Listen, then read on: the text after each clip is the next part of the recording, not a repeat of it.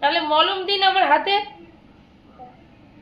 আমি এসছি আমার ঠান্ডা দেখাতে, আমার ঠান্ডা লেগেছে, আর এখানে হাত কেটে দিয়েছে আমার। কি ডাক্তার, কেন আমার ব্লাডে কোনো সমস্যা আছে? আমার ব্লাডে ঠান্ডা লেগেছে? আমার ব্লাডে কি ঠান্ডা লেগেছে? তাহলে আমার ব্লাড কেন এরকম বের করলেন আপনি আমার হাত কেটে?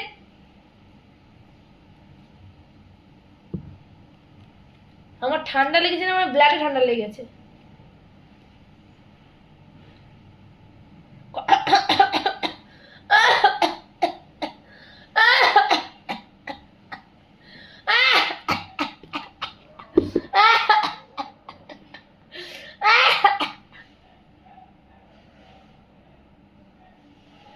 দেখছেন আমার কত কাশি হচ্ছে, দেখছেন ডাক্তারবাবু?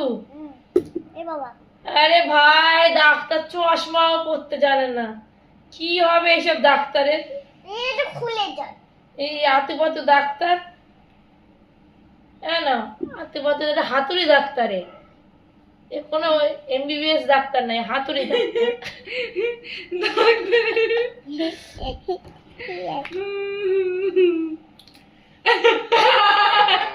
ডাক্তার চশমা পরে চোখে আর দেখতে পাচ্ছে না, ডাক্তারের লজ্জা পাচ্ছে।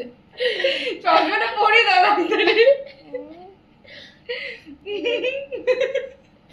ডাক্তার চশমা, এরপর দাঁড়া দাঁড়া দাঁড়া, এটা কানে ঢুকিয়ে দাও,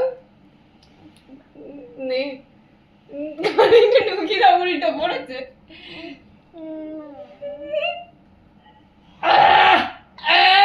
বাবা রে বাবা, আর শুধু ইনজেকশন দিচ্ছে।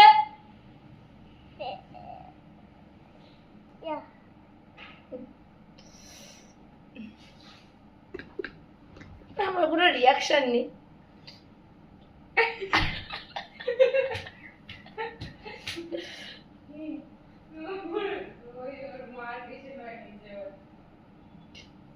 হয়েছে, এবার আমি যাই। এই যে প্রেসক্রিপশনে কি আমাকে ওষুধ লিখে দিয়েছে? প্রেসক্রিপশনে কি আমার ওষুধ লিখেছেন? ওষুধ লিখেছেন, এর মধ্যে কি ওষুধ? আরে আপনার চেম্বারে এত লোক, আপনার চেম্বারে রুগী এত রুগী হলে হয়? আরে আপনার চেম্বারে এত পেশেন্ট ঢুকে কেন? হ্যাঁ, চেম্বারের বাইরে লাগবে। আরে বড় ডাক্তারদের এরকম হয়, অনেক পেশেন্ট থাকে, ভিতরে যে ঝামেলা পাকাচ্ছে। অনেক পেশেন্ট হয়ে গেছে, বাইরে ঝামেলা বেঁধে গেছে ডাক্তার দেখানোর জন্য।